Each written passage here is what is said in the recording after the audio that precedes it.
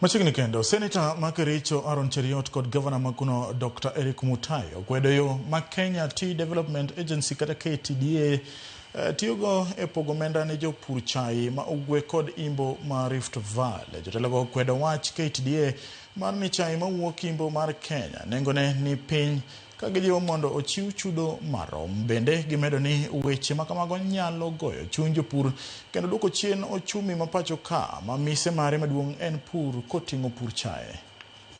It will be too much to ask that we set in the budget some fund ya kusaidia wakulima wa chai, ile ambayo tulikuwa tumeahidi katika kampeni yetu ilikuwa inaitwa guaranteed minimum return.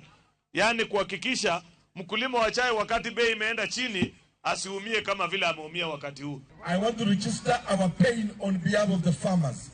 The economy of this county is fed by tea. When tea collapses, children won't go to school. When the tea industry in Kericho collapses, the parents cannot even pay share.